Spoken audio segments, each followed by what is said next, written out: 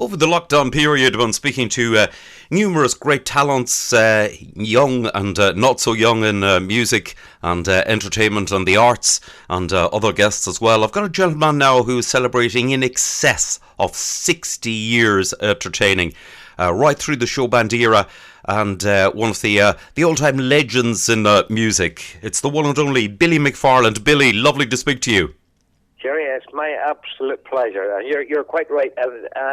65 years I've been up and down the roads of Ireland and England and Scotland and Wales and further afield, and I think if I had any sense I would stop doing it, but I don't want to stop doing it. I'm still the same buzz as I had 65 years ago, Jerry. That is brilliant. That is absolutely fantastic. It really is. You were on the road, even before the show band era.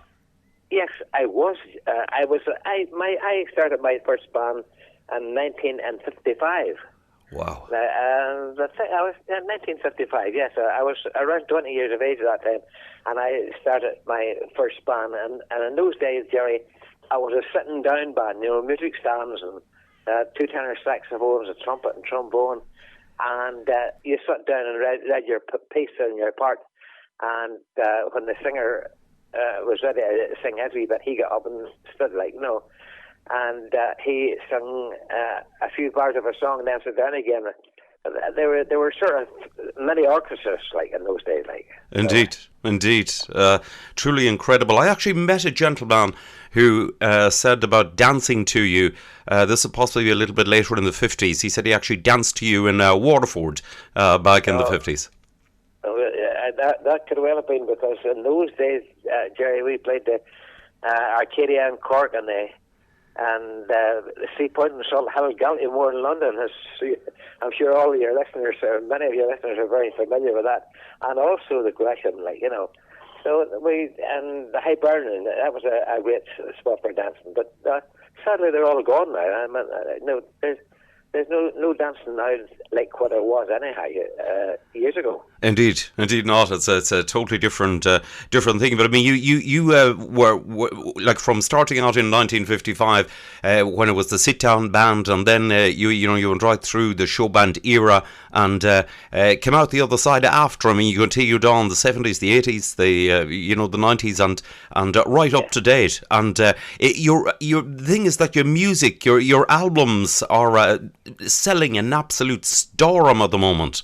Yes, I do well, Jerry. To be honest with you, there's nobody more surprised than I am myself, to tell you the truth, because they're selling extremely well. And just when you mentioned the show band, the Clipper Carlton from Staban, I believe, were the very first show band, and all of the rest of us emulated or tried to emulate the Clipper Carlton.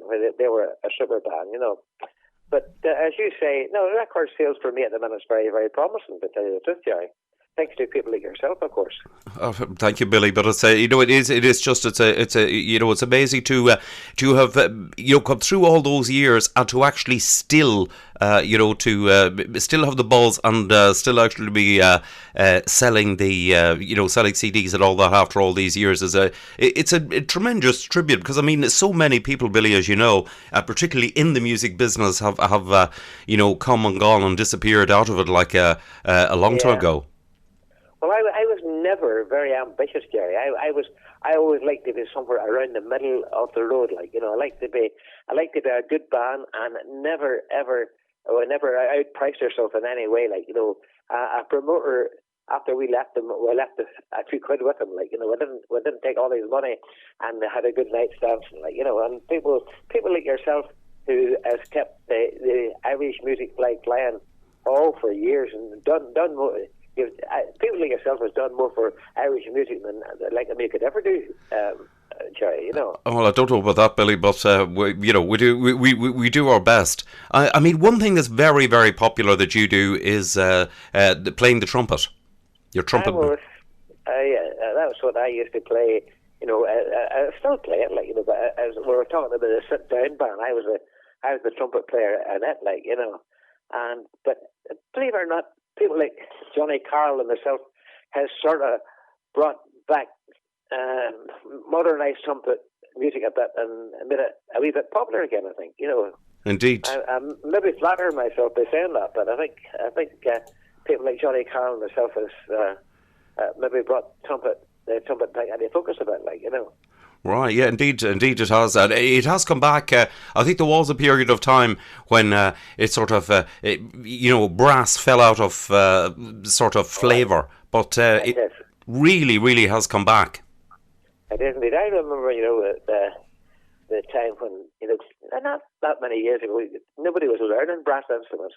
Everybody was onto guitars and things like that. I wish I could play a guitar or a keyboard, but I can't. But no, the trend was for the younger people to learn guitars and things like that there. And fair play to them. Some great young musicians out there, as I said, flying the flag still yet, Jerry. Indeed so. There are some absolutely. Ireland has produced some incredible musicians and also singing talent over the years. Jerry, can I mention two friends of mine who are very, very good supporters? That's John and Pauline Kyle over there in Telford, I believe they're at the minute, and they're absolutely big fans of yours, and they're great friends of mine, and I'd like to say hello to them as they're listening, and if I'm sure Pauline will let me know if she hears the programme. Excellent indeed, yes. John and Pauline, and they're huge fans of yours. They continually request your music, and it's continually requested indeed, and is proving incredibly popular. The type of tracks on the albums, Billy, that go an absolute storm is songs featuring the trumpet, which appears to be the most successful songs at the moment. A wee bit of trumpet, a trumpet solo in itself, Jerry, isn't that popular, but a song with a couple of verses with a trumpet and a few vocals, it seems to be doing good, like, because I have they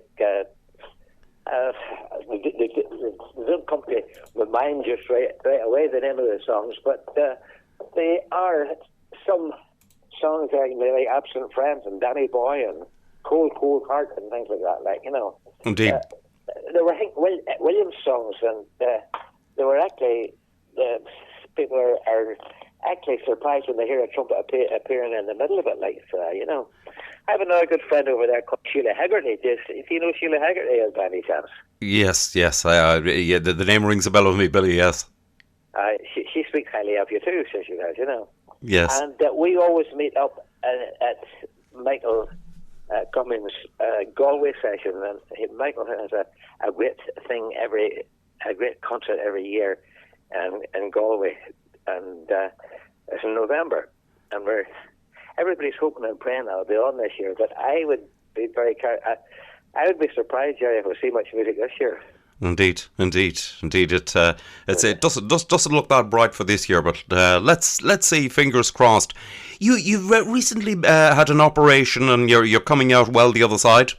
I am indeed, Jerry. And I'll be honest with you. I don't make any apologies, or I don't try to keep a secret. I was bowel cancer I had, and I would like to tell any of your listeners there, if they think there's anything wrong, bowel-wise or any other ways, see your doctor right away, because it's very important to get that looked at right away. It's 9 weeks today since I had my operation, and honestly, I'm fine, Jerry. I'm great. I'm better than I deserve to be, I think, sometimes, That's excellent. But, it's not a big problem now getting something like that fixed. So if anybody has any doubt about anything like that, go and get it sorted, because it can be fixed. Indeed. Yeah. Indeed so, Billy. Yes, very sound advice there for anybody, indeed. You're the same as the rest of us. You're not travelling very far these days either, with the way things are. You're basically staying at home and staying safe. Well, I'm housebound. No, I'm not. We have a good garden at the back, and we have a good garden at the front, and I'm out there and I'm just enjoying the lovely weather we're having here at the moment. I don't know what it's like with you, but we're just having an absolute heat wave here. So yes, it's not often that there's a heat wave and a hochel up in County Antrim. No, it's not very often. So, But up until 2 weeks ago, I wouldn't. Even there was no lockdown, I wouldn't have been. I wouldn't have been not able to go out and do things like that. It's just the last 2 weeks that things are starting to click into place for me. I'm on the mend anyway, Jerry, you know. That's excellent, Billy. I'm delighted, really delighted to hear that. And one song, Billy, which was a huge success for you, and amongst many people who possibly wouldn't be into the trumpet or anything else, was the song with Trina Allen that you did, Magnolia Wind. Magnolia Wind. Good song, wasn't it? Brilliant, absolutely brilliant. Right. I believe it was a John Prine composition. No, it was John Prine and John Prine actually recorded it, but I don't think. I was a fellow called Guy Clark. Oh, was it? Actually wrote it for his memory of his wife, like, you know. Right. And so I actually thought it was a John Prine song, like, who sadly passed away quite recently, like, you know. Indeed. He succumbed to a terrible coronavirus, like, you know. Yes. And he was one of my favourite singers, like, you know. He was a singer like Tom T. Hall. He could have told a story about the song, like, you know. So, Indeed. He's gone, and then we'll have Brendan Boyer this week, sadly, or last week, sadly, passing away. So all the old guys are gradually going, Jerry. You know? Indeed. I'm going to hang on as long as I can. You're fine, Billy. You've already beat many people along the way in longevity, so plenty more left.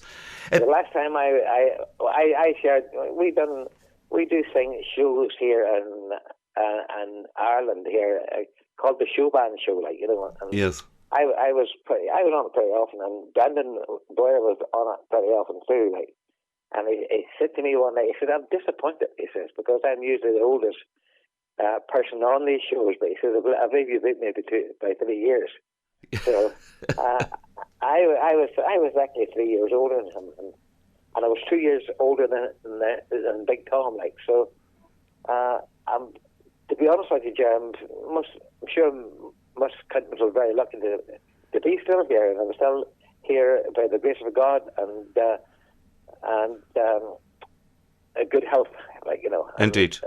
God has given me good health, and I never ever forget to thank God for everything I've got, like, you know, because Jerry, but by the grace of God, there go I, like, you know, you hear the. Indeed. You know, Indeed. What I'm trying to say is this: it's just by the grace of God that we're still here. Indeed, and excellent it is too. And as you mentioned there about Brenda Boyer, indeed passing away it was home in Las Vegas, indeed. It's home in Las Vegas, and I'm told it was quite sudden. I mean, it wasn't a long illness or anything like that. Reading between the lines, I think there was something went wrong with some of the treatment or something. I wouldn't like to put my name down to that, but I heard a report that he went to a hospital or went for medical treatment or something, and they didn't think it was as serious as it was, like, so. But he's gone, and he was a one-off. He was talk about legends, but he was a true legend. He was definitely. He was indeed. No doubt about that. I remember them playing in the Flamingo Ballroom in Ballymena with a 50-watt amplifier. Wow. Now, your listeners maybe not into these things, but now they're playing with the bands are using maybe a 5,000-watt amplifier. But I remember hearing the Royal Show Band, and in those days they were magic. They were really a magic band for them, you know. Yes. When he sang the Holy City and Lovely Dears and things like that, the crowd just stopped. He was the best crowd stopper ever I saw. He was. Indeed. It is hard to believe, in today's that people, had a 50-watt amplifier, and at that time, actually, I believe when they really upped the power, it went up to a 100-watt amplifier. Yes, if you're familiar with those things, yes, there was a 100-watt amplifier. When I was going to go over to the Gallimore and places like that, I was using a 300-watt amplifier. So we thought this was absolutely brilliant, like, you know. But we're using things like that for monitors, like. Yes, exactly. Yes, it truly is incredible. Billy, listen, it's been lovely to catch up with you. I'm delighted you're going strong. I'm delighted you're over your operation and that you're doing well. It's been really great to catch up with you. Now, what I tell you, Jerry, it's my absolute pleasure to speak to you. And listen, could I wish all your listeners all the best of happiness and good health, and stay safe during this terrible time. It's a very difficult time we're living in, like, you know. And I hope everybody stays safe, and let's tough this out and see the end of this virus. And we'll all come out the other end healthy and well, and we'll all meet again sometime.